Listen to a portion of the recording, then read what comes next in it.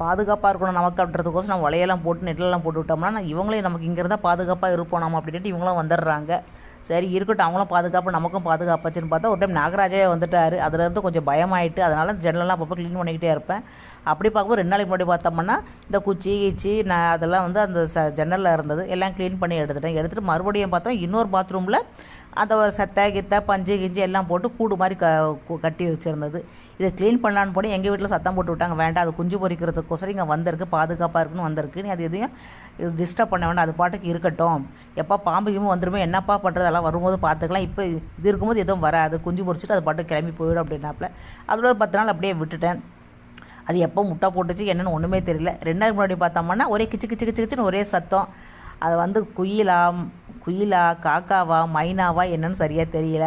பாதுகாப்பாக இருக்குது, இந்த இடம் நமக்கு பாதுகாப்பாக இருக்குதுன்னு அது வந்து நம்ம வீட்டில் குருவியோ காக்காவோ கூடு கட்டிருச்சு, அதை கலைக்காது.